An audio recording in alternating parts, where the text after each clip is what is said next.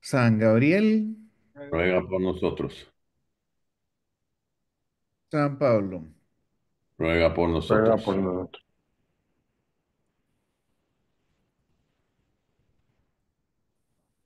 Santa María Esperanza Nuestra, Centro de Sabiduría, Ruega por nosotros. ruega por nosotros. Cubrieron quizá la mayor parte con Don Mario. Ya me toca a mí la parte menos densa teológicamente, con muchas implicaciones prácticas, pero que también son importantes. Habían hablado de último, solo para recapitular, de que pues, es importante dedicarle tiempo a los hijos, ¿verdad? También, ojo que, que, que, que tampoco se tiene que sentir uno culpable si de vez en cuando el trabajo se lo lleva, porque por ejemplo el papá de don Álvaro, el sucesor de San José María, él era ingeniero también de caminos y se iba por meses a trabajar, o era, y el papá de, de, de la beata Auxilio Claus, eh, también de la ¿De la obra. Vieta? Ah, Y la única eh, laica beatificada de la obra, eh, él era militar y se iba por meses. O sea, también no entremos en conflicto con eso, ¿verdad? O sea, si para llevar el sustento a la familia hay que hacer algunas cosas así como a veces estar ausente. Yo en este momento, por ejemplo, me encuentro en Lisboa, son las 12 de la noche y un poquito más, trabajando, pero pues a ver, hay que hacerlo, ¿verdad? Entonces tampoco entrar en conflicto de sentirse con escrúpulos al respecto. Siempre y cuando uno pueda, siempre que está presente, está realmente presente, eso es lo importante. Perdón, Entonces, vos, solo dentro te de voy a todo interrumpir. esto, Perdón, te voy a interrumpir. Es Beata Guadalupe ¿sí? Ortiz, de Landazuri. La Beata Guadalupe. Perdón, vos. Dale. El Andazuri, exacto. Claro.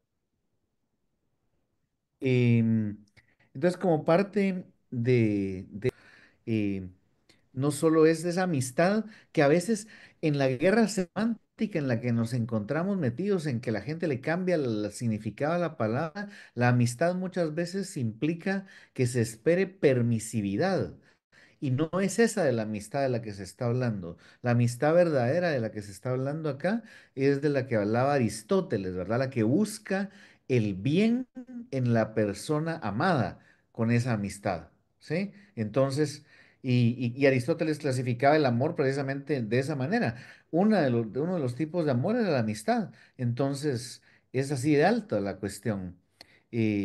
Y uno de los tipos de amor que se le debe enseñar a los hijos es la amistad entre padre e hijo. Pero la amistad entre padre e hijo no significa ser compinche, de hacer cosas malas. Te voy a guardar el secreto de tal cosa, no le vas a decir a tu mamá. ¿Se me explico? Ese tipo de cosas también es complicado de caminar en el razor's edge, ¿verdad?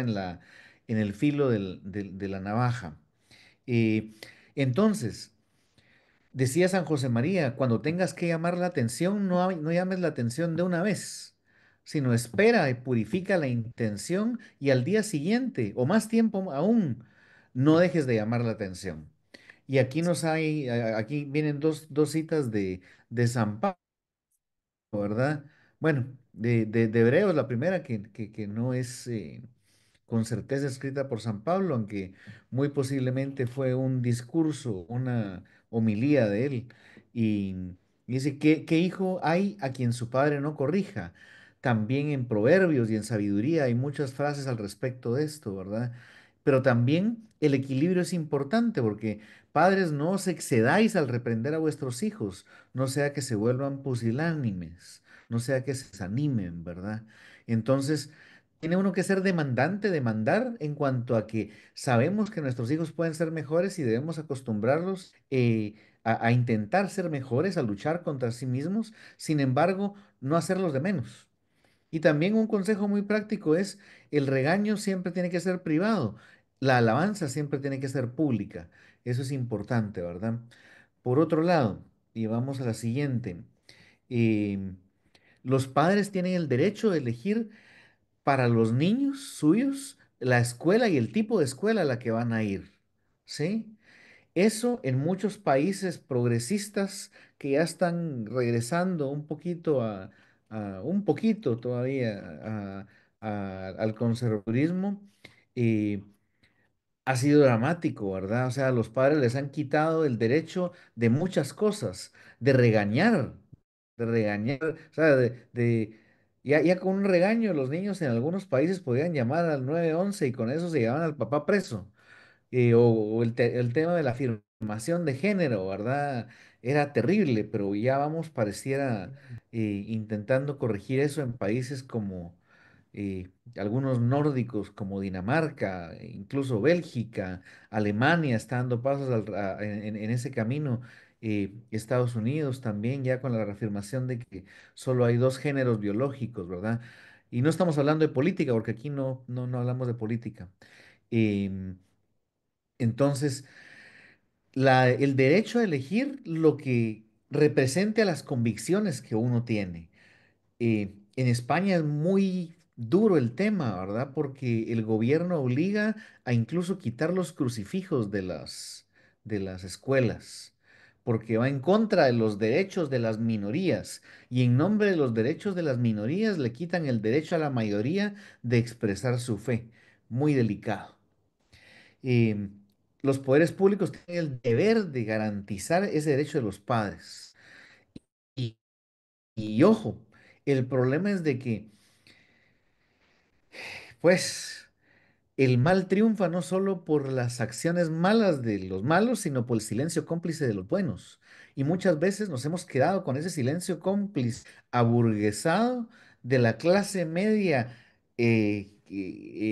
especialmente en Europa, en que cuando tiene que ir a defender un derecho ya no sale a manifestar porque el sábado tenía que ir a dejar al hijo al fútbol y en la tarde se había quedado de juntar con sus colegas a tomar unas cañas. ¿Sí me explico? Entonces ya no defendieron esos derechos y les quitaron esos derechos. Entonces nosotros que todavía no hemos llegado hasta allá, tenemos que aprender de esas sociedades que ya pasaron por esos procesos que estamos comenzando a tener de implosión en Guatemala y no dejarnos quitar esos derechos, ¿verdad?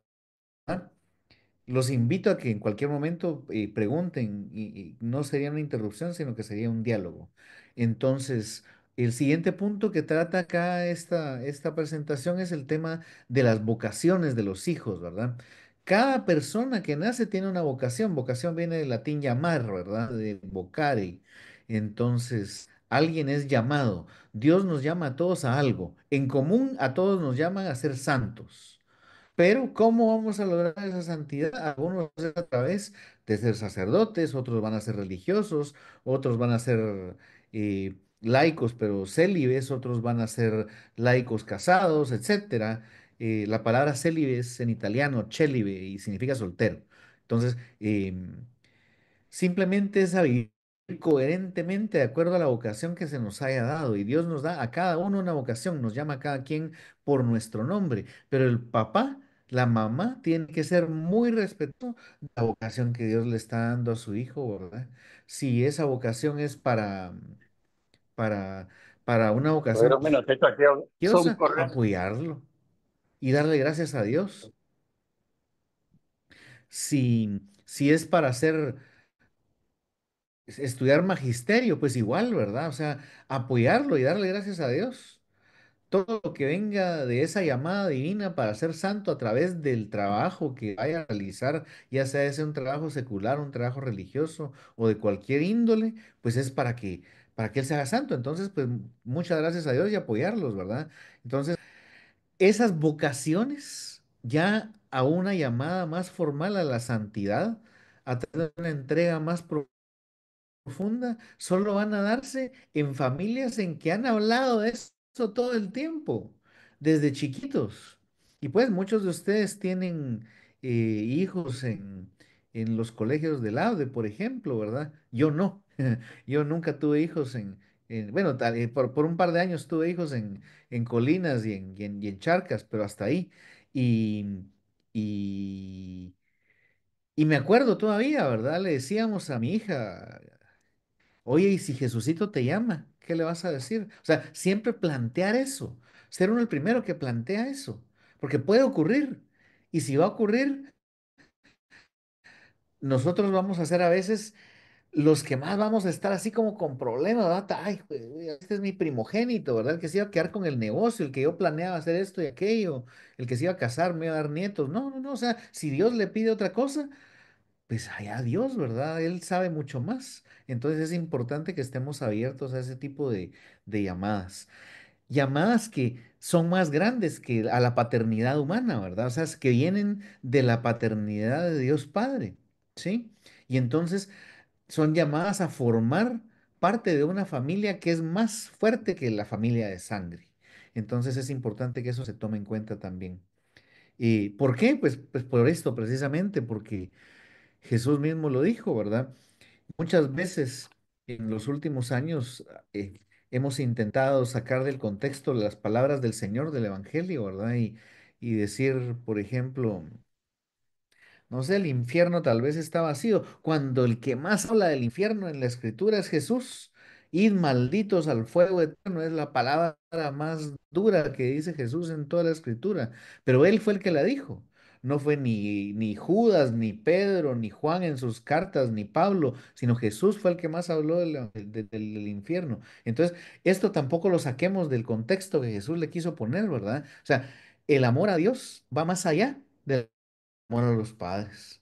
El que no me ama más a mí que a sus padres no es digno de seguirme. Qué duro, ¿verdad? O sea, es una, la vocación a seguir a Jesús es una vocación que no es fácil. Por eso es de que él mismo mencionaba la puerta estrecha, ¿verdad?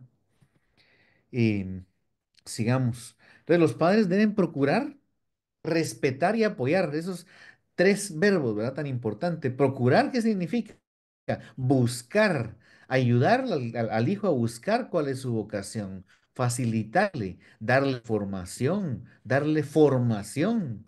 Entonces, de ahí después, respetar. Mira, yo quiero ser ingeniero. Ah, bueno, listo. Perfecto, ¿verdad? Yo ya te presenté estas opciones de acuerdo a las habilidades que hemos conocido y que nos han indicado tus preceptores, tus profesores, etcétera, que vos tenés facilidades para estas profesiones y vos escogiste arquitectura, vos escogiste ingeniería, vos escogiste derecho. Buenísimo, excelente, ¿verdad? Entonces ya lo ayudamos a procurar, le respetamos y le apoyamos en ese misterio de la llamada, que puede ser, insisto, a cualquier tipo de cosa, ¿verdad? Cualquier tipo de trabajo honrado y a través de eso buscar la santidad. Pero, pero desde un principio, insistirles a tiempo y a destiempo de que la primera llamada que ellos tienen es hacer y ser santos no es ser bueno, ¿sí? Santo es estar separado de todo aquello que los separa de Dios. Entonces esa es la primera llamada. Y adentro de esa llamada va a haber muchas llamadas. Va a ser la llamada a, pues, a casarse, por ejemplo. A vivir.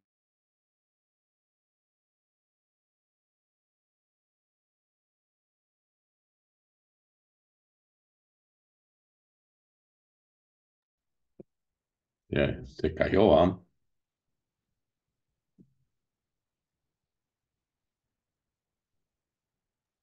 Yo digo que solo se le fue el internet, porque si hubiera caído, si hubiera oído. Qué simpático el Wilson. Esperemos un ratito que... Ah, sí, se cayó.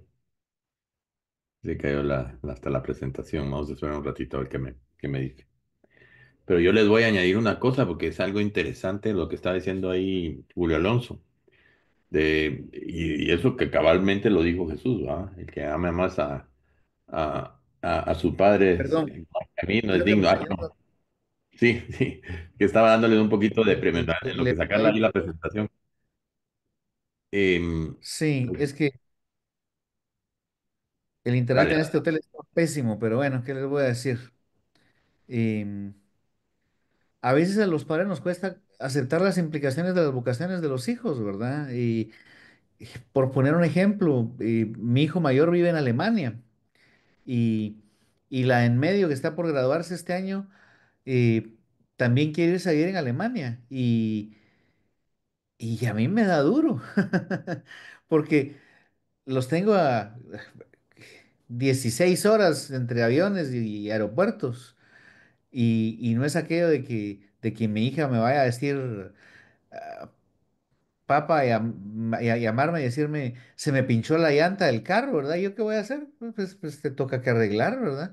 Entonces, pues respetar eso aunque cueste, ¿verdad? También, y eso se puede extrapolar al tema de vocaciones religiosas, de vocaciones al sacerdocio. A veces, muchas veces, los padres son los que más se oponen a eso.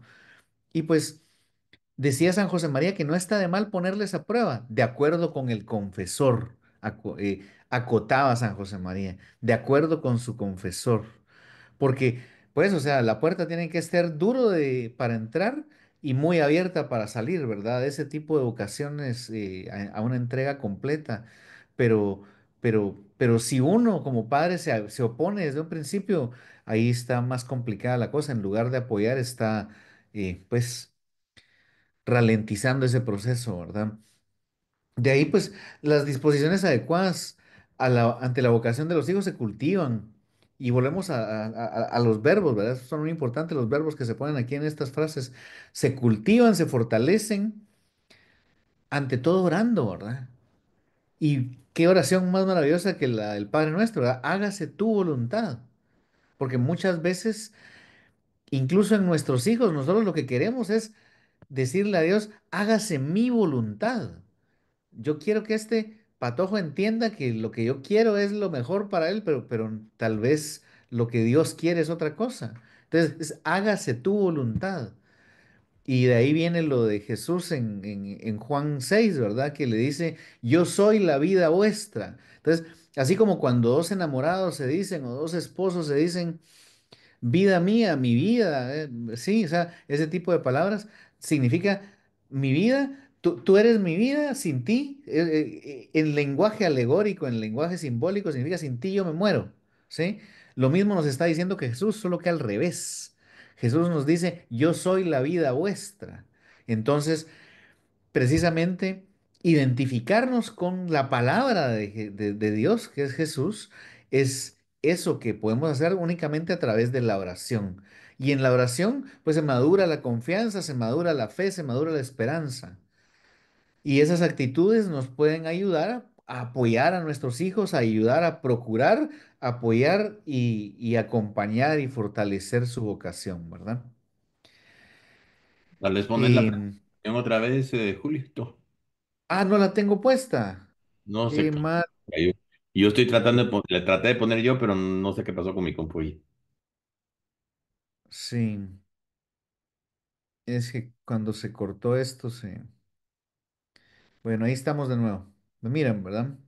Y miran la presentación más importantemente. Correcto, ¿Sí? correcto, sí. Perdón. Decíamos por acá. Otros deberes del cuarto mandamiento son aquellos que se refieren a la autoridad, ¿sí?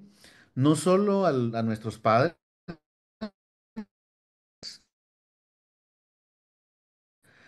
sino que también a aquellos que tienen autoridad sobre nosotros. En primer lugar, debemos de tener un respeto particular a nuestra Santa Madre Iglesia, ¿sí? Entonces, y a todos sus dignatarios, ¿sí? A todos sus miembros jerárquicamente ordenados. Entonces, es bien particular eso, porque se recordarán del episodio de Job cuando después del diluvio se emborrachó y pues uno de los hijos se burló y el otro vino y lo tapó, porque estaba desnudo ahí, lo tapó, lo cuidó. Entonces, todos somos igual de pecadores, ¿verdad? O sea, no hay nadie confirmado en gracia, salvo pues desde el nacimiento de la Santísima Virgen, obviamente nuestro Señor. Hay algunos teólogos que han elucubrado de que también San José tendría que haber tenido ese privilegio debido a que Jesús nunca pudo estar sujeto a ningún tipo de pecado, ¿verdad? Ya sea venial. Y pues obviamente en el Evangelio de San Lucas dice creció y siguió sujeto a ellos. Entonces, hay quienes se lucuran eso, pero eso es pura elucubración teológica. El magisterio no se ha pronunciado al respecto, pero es una elucubración teológica interesante que vale la pena mencionar para tenerle más cariño a San José. Entonces, pues, ¿qué implica ese amor a la iglesia? Pues aceptar con cristiana obediencia y con prontitud lo que nos indican nuestros pastores auténticos, ¿verdad? Y el dicho siempre ha sido, al obedecer no se equivoca uno, ¿verdad? Y en esto creo que es importante manejar eso. Entonces, no criticar, tapar las vergüenzas de Noé, así como hizo su hijo Sem, y, y pues tener cuidado, ¿verdad? De no hablar mal de nuestros pastores, aunque a veces nos resulte difícil, aunque a veces veamos cosas que pues realmente, o sea, ya han pasado en la historia tantas cosas y es una de las maneras en que se comprueba la fundación divina de la iglesia, o sea, cualquier empresa, industria humana que se hubiera fundado y que se hubiera administrado con tal nivel de incapacidad con la que la iglesia se ha administrado, por ejemplo, en el siglo X de la pornocracia o en el Renacimiento con un Alejandro VI, ya se hubiera desintegrado, pero hace 1000 años o más. Y esa es una manera de darnos cuenta de que la iglesia permanece por la dignidad ni la santidad de sus miembros siquiera ordenados, sino porque Dios así lo quiere. Y Dios también quiere que nosotros respetemos a esos miembros ordenados, ya sea desde el Papa hasta los obispos y los sacerdotes y los diáconos. Entonces, todos ellos podrán tener tantas faltas más o menos como nosotros, porque son seres humanos y tienen la misma predisposición por el fomus peccati, ¿verdad? El pecado original a, a fallar. Y entonces, más que eso, lo que tenemos que hacer es rezar por ellos cuando notamos de que hay alguna cosa que no termina de cuadrar, porque eso se llama el sensus fidelium, cuando nosotros nos damos cuenta de que un padrecito está predicando. Por ejemplo, en Alemania me contaba mi hijo de que en la predicación del día de Cristo Rey, en el año pasado, el padrecito que predicó exactamente lo contrario, las bondades de separar la iglesia y el Estado. Pío XI instituyó la fiesta de Cristo Rey precisamente para decir que Cristo es Rey también del Estado. Entonces, que hay que no podemos separar todo. Un país que es laical rápidamente se transforma en laicista, si no miren a Francia. Entonces, pues encomendar mucho con nuestras oraciones a todos esos que están puestos en posiciones de autoridad dentro de la iglesia. Y por supuesto, ¿verdad? Muchísimo más al Papa. O sea, el Papa tiene que estar en nuestras oraciones a diario y muchas veces a diario. Y amar al Papa, querer al Papa auténticamente. Por ahí tengo un audio y si lo encuentro rápidamente se los comparto porque fue cuando tuve la oportunidad de estar en Roma con la familia y ahí estaba, y le dio la mano el Papa a mi hijo menor, Juan Pablo, y entonces él está contando ah, su experiencia. Todavía estaba pequeño, no había cambiado de voz.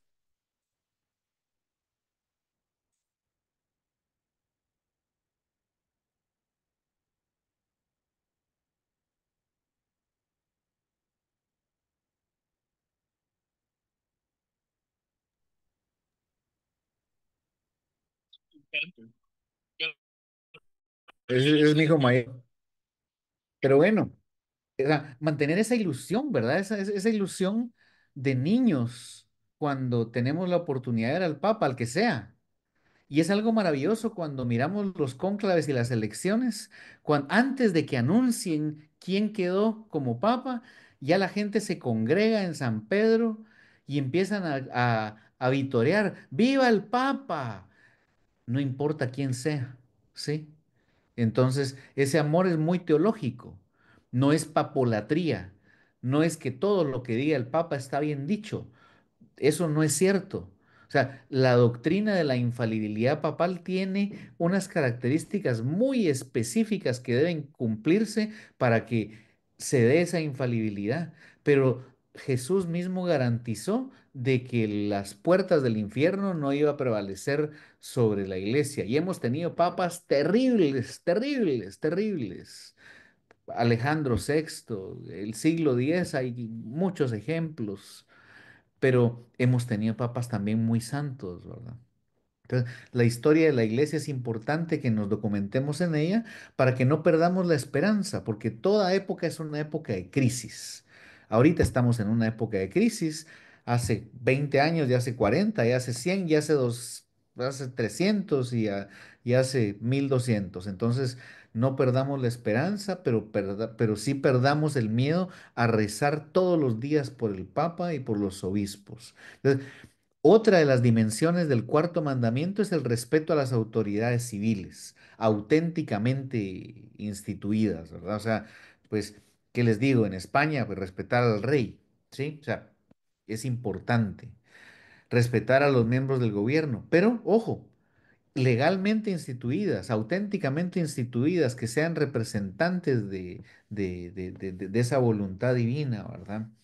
Y y pues también implica que tenemos el derecho a la desobediencia civil, con todas sus consecuencias, ¿sí?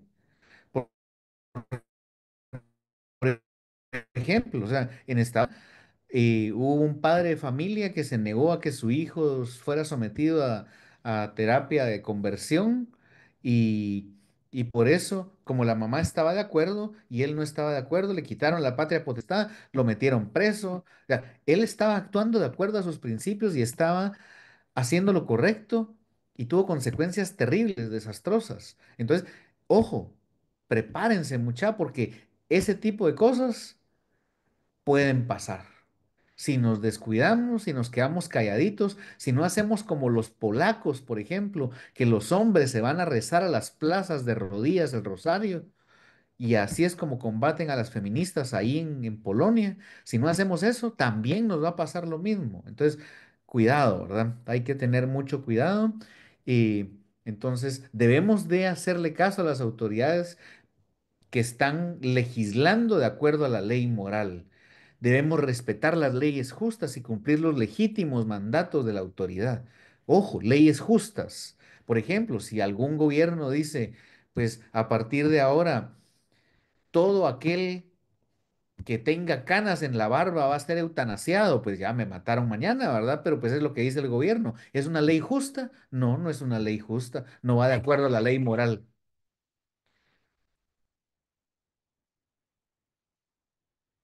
Bueno, que se aguanten. De seguro van a protestar porque estoy dando una clase. Em, Denme un segundo, mucha.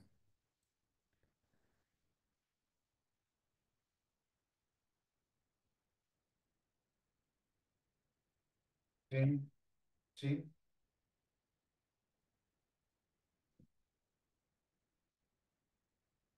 ok.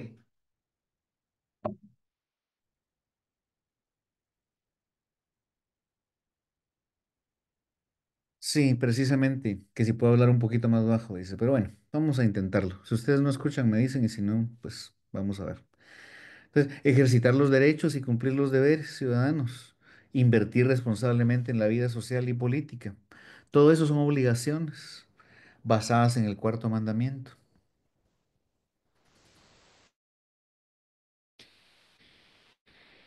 Entonces el ciudadano tiene obligación en conciencia también de no seguir las leyes injustas. Como tiene obligación de seguir las leyes justas, tiene obligación de en conciencia no seguir leyes injustas. Un médico tiene la obligación en conciencia de no practicar abortos. Un médico tiene la obligación en conciencia de no practicar eutanasias. Un psicólogo tiene la obligación en conciencia de no practicar terapias de afirmación de género. ¿Sí? Entonces, ese tipo de cuestiones.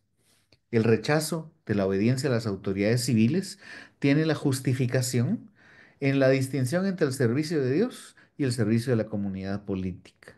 Se recuerdan de aquella escena de Hechos de los Apóstoles en que azotan a Pedro y a Juan y ellos les dicen, bueno, pues ¿y a quién le vamos a hacer caso?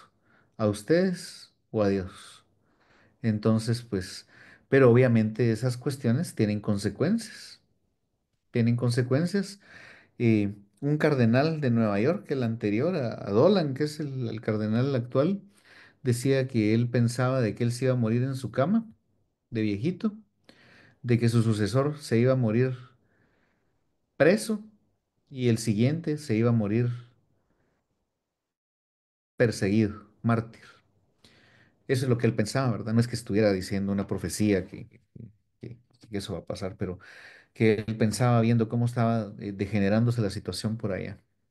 Entonces, separar, ¿verdad?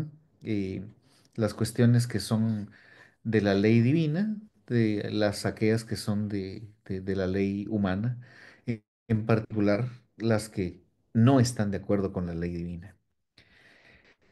Y por último, deberes de las autoridades civiles es verse como servidores, no servirse del pueblo, sino verse como servidores de él y estar conscientes de que ese ejercicio del poder está condicionado a ciertas leyes morales, de que ellos no son el último árbitro, de que no son autónomos. La autonomía eh, relativa del gobierno, que eso lo define el Concilio Vaticano II en la Gaudium et Spes, precisamente dice autonomía relativa. Nadie es totalmente autónomo, sino que tiene autonomía relativa, porque auto es que yo me lo doy a mí, nomos palabra, yo defino mi palabra, ¿sí? Entonces, la palabra realmente tiene que ser la que viene de arriba, ¿verdad? La palabra de Dios. Entonces, nadie puede hacer, ordenar o establecer lo que es contrario a la dignidad de las personas. Primer lugar, a la persona que actúa, a la ley natural y al bien común. Entonces, puede existir en algún momento, como ha existido en la historia de la iglesia, por ejemplo, en los tiempos de Arrio en el siglo III. Ahorita estamos celebrando el 1700 aniversario de la convocatoria del Concilio de Nicea en 325, y era el tiempo en que florecía el arrianismo. Todavía después del Concilio de Nicea hubo un momento en que parece que hasta que tres obispos católicos subieron y los demás eran arrianos. O sea, puede llegar un momento en que sean mayoría los que no siguen la doctrina de Jesucristo. Pero al final la victoria está garantizada y eso es lo que tenemos que saber y mantenernos fieles y rezar por por los, por las autoridades civiles y eclesiásticas, ¿verdad? Y normalmente, ¿hasta qué horas es que termina la charla, Laus? Es de 6:15 a 7 más o menos. Todavía tenemos un tiempito. Bueno, entonces, aquí con esta diapositiva, no mentira, mira, todavía faltaba más. Entonces, una justa jerarquía de valores, ¿verdad? Yo creo que eso es muy importante. Y a veces se pierde esa jerarquía de valores en nuestra sociedad consumista. El valor supremo es pues quién gana más plata. Y, y pues la justa jerarquía de valores tiene que comenzar con la dignidad humana y, y todo lo que va con ella, ¿verdad? La dignidad humana pues se caracteriza particularmente por la libertad. La libertad y la libertad viene siempre con responsabilidad sobre los actos que se cometen. Entonces, aquellos que gobiernen deben de buscar una justicia distributiva que no vulnere esa dignidad. Tener en cuenta las necesidades y la contribución de cada uno de los miembros de la sociedad y tener cuidado de no adoptar pues, medidas que se opongan a, que opongan en particular el interés personal al de la comunidad, porque entonces se crean situaciones como las que viven hoy día Venezuela, ha vivido por 60 años Cuba o está viviendo España, en que el que tiene un emprendimiento es visto como un explotador, ¿verdad? Y pues también eso es terrible. Y eso ha sido condenado por la iglesia. No estamos hablando de política, insisto. O sea, el comunismo es una de las doctrinas condenadas por la iglesia, como la masonería. Entonces, el poder político está obligado a, primero, respetar los derechos fundamentales de la persona. Pero lo importante es cuáles son esos derechos, ¿verdad? Ya últimamente, el discurso típicamente es buscar definir nuevos derechos, ¿verdad? Ah, los derechos reproductivos, les encanta. E insisto en el término que decía al principio, ¿verdad? La guerra semántica, les encanta definir nuevas cosas a los progres. O sea, entonces, derechos reproductivos, eso le llaman a matar bebés, por ejemplo. Y entonces lo definen de nuevo, le dan una nueva semiología, por eso le llamo guerra semántica, ¿verdad? Y el gobierno también está encargado de administrar justicia con humanidad, respetando los derechos de todos. Hay gobiernos que violentan esos derechos de todos. También esos gobiernos no están haciendo lo correcto y pues ellos serán juzgados, ¿verdad? Ojo, ¿se acuerdan de esa frase famosa de Su Santidad Francisco de ¿quién soy yo para juzgar? Es importante recordar de que nadie tiene el juicio sobre la interioridad de nadie más. Alguien puede juzgar que un acto es malo porque los actos son buenos o malos intrínsecamente, pero la moral de un acto, la moralidad de un acto, puede estar definida por el acto propio, que puede ser bueno o malo, puede estar definida también por las circunstancias, que pueden ser atenuantes o agravantes, y pueden estar definidas también por las circunstancias de quien hasta está haciendo el acto, ¿verdad? La intención también juega un papel ahí, y las circunstancias, como alguien que tal vez no está en sus cabales. En la legislación colombiana, por ejemplo, hay una frase que se llama actuar bajo intenso miedo y dolor. Por ejemplo, una mamá a la que le arrebaten un bebé de los brazos y se lo quieran robar, y viene esa mamá y agarra una piedra y con la piedra le pega en la cabeza al que se lo intentó robar, tiene casi que inmunidad. ¿Por qué? Porque estaba actuando bajo intenso miedo y dolor, ¿sí? Dolor de estar perdiendo a su criatura. Entonces, los actos, podemos juzgar los actos. ¿Alguien hizo algo malo? Sí, ok, hiciste algo malo, pero no podemos juzgar a las personas, a la moral de la persona. El único juez de eso, pues, es el Señor. Y de ahí, pues, favorecer el bien común de la nación y la comunidad humana. Y San Juan Pablo II hablaba de la hipoteca social, ¿verdad? Que todos tenemos para con los menos favorecidos. Y eso también es importante, ¿verdad? Y de tomar en cuenta en esa justicia distributiva que se mencionaba ahí. Y con eso terminamos la presentación de hoy. No llegamos al 31. Sí, No no sé te si digo. tienen alguna pregunta, comentario, No, duda, anécdota. yo quería añadir algo, Julito, si me permitís. Eh, Todo esto que dijo Sí, Julio es bien importante, porque si dieron cuenta, cabalmente en una de las diapositivas, que dice, el que ama a su padre o a su madre más que a mí, no es digno de mí, o el que ama más a su hijo o a su hija más que a mí, no es digno de mí. Qué bonito suena eso, también si lo ponemos en el punto de que entre más conocemos a nuestro Señor, Él nos va a llevar a hacer las cosas del bien común, de favorecer al común de la nación, de los derechos fundamentales, hacerlos bien, porque vamos a tener el ejemplo de Él. Entonces, tiene mucho sentido, ¿ah? Porque sería como negarse a sí mismo, negarse a uno a ese amor que Él nos da a nosotros y nos lleva a conocer las cosas buenas y también las malas, lógicamente, pero nos ayuda para trabajar hacia el bien, ¿va?